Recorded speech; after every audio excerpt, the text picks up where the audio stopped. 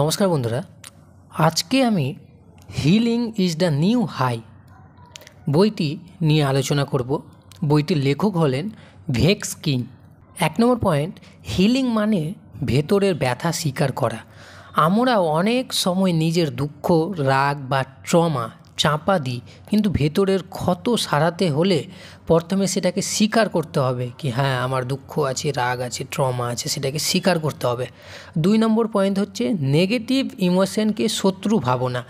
রাগ, দুঃখ, ভয় এগুলো আমাদের শেখায় যে কোথাও কিছু ভুল আছে, তাই এগুলোকে বুঝে গ্রহণ করো, তবেই মুক্তি পাওয়া যায়।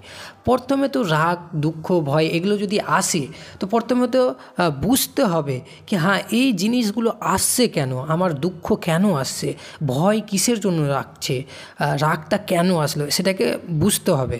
3 নম্বর পয়েন্ট হচ্ছে সেলফ লাভ আর সেলফ কম্প্যাসিশন জরুরি। নিজের প্রতি কঠোর না হয়ে নিজের ভুল মেনে নিয়ে ভালোবাসা শেখা, এটাই হচ্ছে হিলিংয়ের মূল।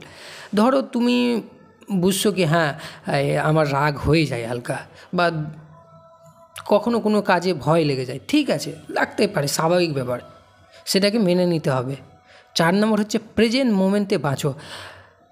অতীতের আঘাত বা ভবিষ্যতে ভয় ধরে রাখলে শান্তি আসবে না, বরং বর্তমান মুহূর্তে মনোযোগভাবে জীবনযাপন করতে হবে। ব্যাপারটা হচ্ছে প্রেজেন্ট মোমেন্টে বাঁচতে হবে।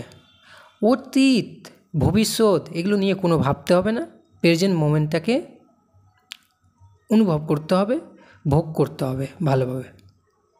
5 নম্বর হচ্ছে মাইন্ড বডি কানেকশন ব্যবহার করো।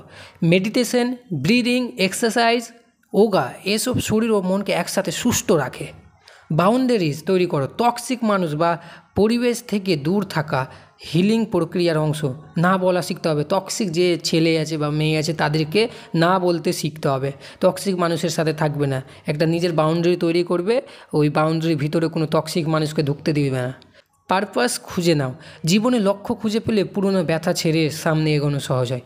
একটা লক্ষ্য খুঁজে নিতে হবে কি হ্যাঁ এটা আমি করব, এটা আমার লক্ষ্য, তাহলে পুরনো ব্যথা বা ভবিষ্যতে টেনশন সব দূর হয়ে যাবে। সেই লক্ষ্যটাকে পুরো করার জন্য তুমি খাটবে, পরিশ্রম করবে, তাহলে আর অতীতের কোনো কথাও তোমার মাথা খাবে না।